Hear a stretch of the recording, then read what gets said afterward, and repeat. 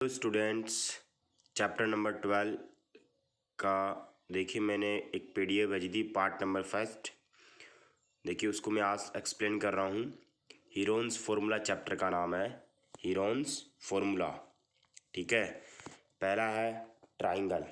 देखिए ट्राइंगल में अगर आपको बेस उसका गिवन हो, हाइट गिवन हो, तो एरिया ऑफ ट्राइंगल होता है 1/2 बेस इंटू हाइट।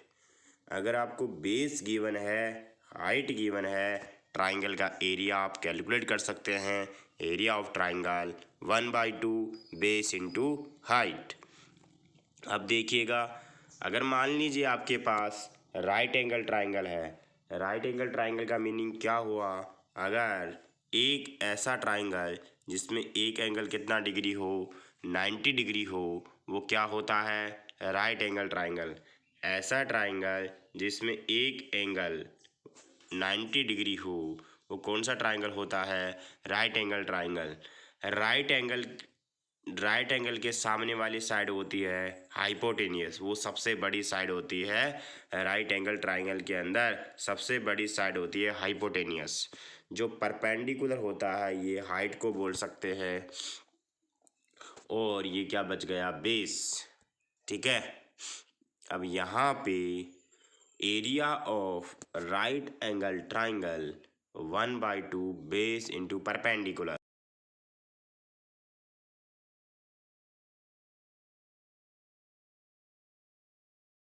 कर रहा है। क्या कर रहा है? परपेंडिकुलर कर रहा है।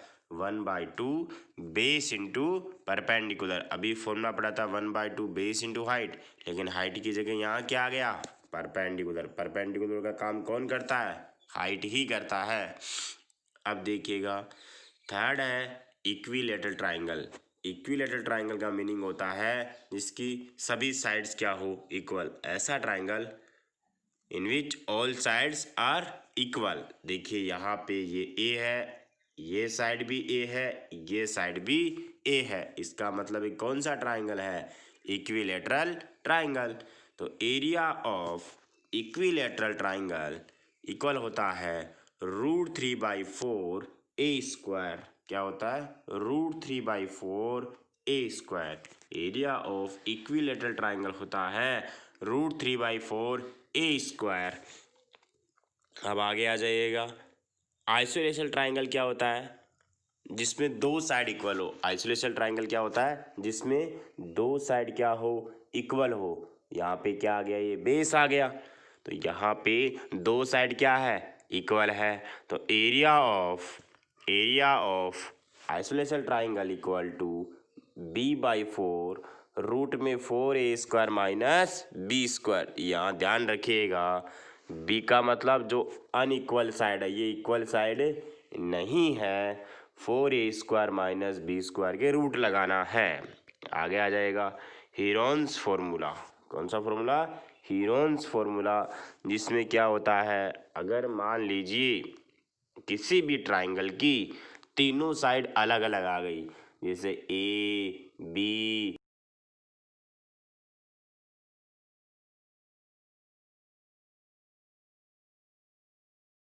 स्मॉल ए कैपिटल बी के सामने वाली side small b, capital C के सामने वाली साइड स्मॉल सी लिखा है। तो यहाँ पे area of triangle Heron's formula. कौन सा फॉर्मूला? हीरोन्स फॉर्मूला क्या होता है? रूट में s minus a, s minus b, s minus c. Root में s minus a, s minus b, s minus c. अब देखिएगा, यहाँ पे जो एस होता है, वो देखिएगा, एस को बोलते, यहाँ लिखेंगे अपन, एस का मीनिंग होता है सब पेरीमीटर। क्या लिखेंगे?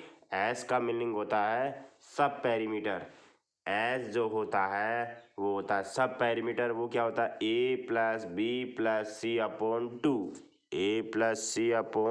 A+B+C/2। ये हीरोन्स फॉर्मूला होता है। S minus a, s minus b, s minus c. S है ये, याद रखना एस।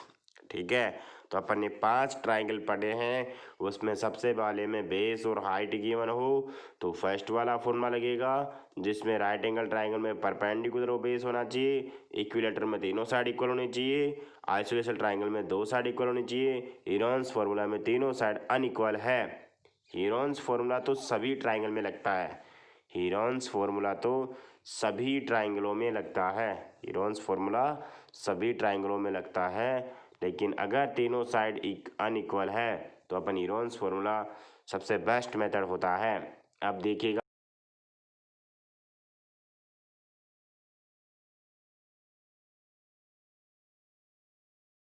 साइड क्या हो, इक्वल हो, कहने का मतलब ये वाली साइड इसके इक्वल, ये वाली साइड इसके इक्वल। तो ये तो हो गया आपका लेंथ, ये हो गया आपकी ब्रेथ। तो एरिया ऑफ रेक्टेंगल होता है लेंथ इनटू ब्रेथ। अब पेरीमीटर ऑफ रेक्टेंगल वो क्या होता है, 2 लेंथ प्लस ब्रेथ। ये कैसे आया देखिएगा, यहाँ पे यह आपकी क्या है लेंथ, ये भी क्या आपकी लेंथ, लेंथ लेंथ कितनी बार आई लेंथ, 2 टाइम्स लेंथ आई, 2 टाइम्स लेंथ आई। ऐसे ही ब्रेथ, ब्रेथ कितने टाइम्स आई, 2 टाइम्स, 2 टाइम्स ब्रेथ आई है, 2 कॉमन आ रहा है तो क्या बचेगा अंदर, लेंथ प्लस ब्रेथ। तो पेरीमीटर होती है 2l प्लस बी। डायगोनल होता है रूट में l का स्क्वायर प्लस b का स्क्वायर। l का मतलब क्या है, लेंथ का स्क्वायर, b का मतलब क्या है, ब्रेथ का स्क्वायर। ठीक है। आप देखिएगा अगला है स्क्वायर। स्क्वायर में चारों साइड क्या होती है, इक्वल होती है। स्क्वायर में चारों साइड क्या होती है, इक्वल होती है। तो यहाँ पे एरिया ऑफ स्क्वायर होता है ए स्क्वायर, पेरीमीटर ऑफ स्क्वायर सभी साइड्स को ऐड कर दो। पेरीमीटर का मतलब होता है बाउंड्री, पेरीमीटर का मतलब क्या होता है, बाउंड्री। इसका मतलब सभी साइड्स को आप ऐड करोगे तो आपके पास बाउंड्री आएगी, वो कितनी आएगी, 4a आ जाएगी। पेरीमीटर ऑफ स्क्वायर क्या आएगा, 4a आएगा। अब है डायगोनल ऑफ स्क्वायर, क्या है, डायगोनल ऑफ स्क्वायर का मतलब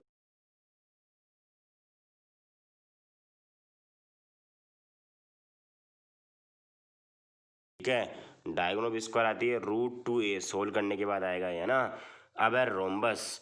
रोम्बस में क्या होता है, ये वाली साइड इक्वल होती है, ये वाली नहीं, मतलब चारों साइड तो इक्वल होती है लेकिन इसके डायगोनल्स इक्वल नहीं होते हैं। देखिए स्क्वायर में क्या होता है, चारों साइड भी इक्वल होती है और इसके डायगोनल्स भी इक्वल होते हैं, लेकिन रोम्बस में चारों साइड तो इक्वल होती है लेकिन यहाँ पे डायगोनल्स इक्वल नहीं होते हैं। तो एरिया ऑफ रोम्बस क्या होता है, 1/2 product of diagonals. Perimeter of rhombus क्या आएगी, आपको पता है पेरीमीटर का मतलब बाउंड्री होगी, और जब चारों साइडों को मैं ऐड करूँगा तो ए कितना हो जाएगा, 4a। अब 9th नंबर वाला आता है पैरेललोग्राम। पैरेललोग्राम में क्या होता है, आमने सामने की साइड पैरेलल होती है और इक्वल भी होती है बट डायगोनल्स इक्वल नहीं होते हैं। रेक्टेंगल में क्या होता है, आमने सामने की साइड इक्वल तो होती है और डायगोनल भी इक्वल होते हैं, जबकि पैरेललोग्राम में आमने सामने की साइड तो इक्वल होती है बट डायगोनल्स इक्वल नहीं होते हैं। ठीक है। तो area of parallelogram base into height. एक लास्ट होता है ट्रेपीजियम। ट्रेपीजियम क्या होता है, जिसमें 2 साइड क्या हो, पैरेलल हो। पैरेलल का मीनिंग क्या होता है स्टूडेंट्स, पैरेलल का मीनिंग होता है कि अगर अपन इन दोनों साइड्स को आगे बढ़ा दें, अगर इन दोनों साइड्स को मैं आगे बढ़ा दूं, ठीक है, बढ़ा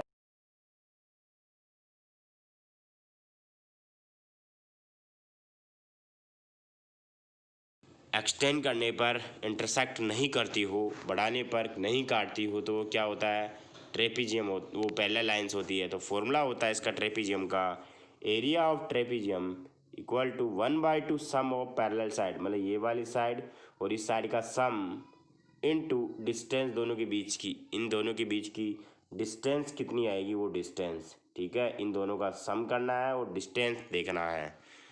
अब देखिएगा 1 किलोमीटर में कितने मीटर होते हैं, 1000 मीटर। 1 मीटर में कितने सेंटीमीटर होते हैं, 100 सेंटीमीटर। 1 मीटर में कितने डेसीमीटर होते हैं, 10 डेसीमीटर। ये भी आपको ध्यान रखना है, ठीक है। बीच में मैंने 2-3 क्लासें नहीं ली है, अब आपकी रेगुलर क्लासें होगी। स्टूडेंट्स जितना पढ़ा दिया उतना इस वीडियो को समझिएगा, जो भी डाउट रहता है वो आप मेरे से पूछिए। कल अपन एक्सरसाइज करेंगे स्टार्ट 12.1। Thank you.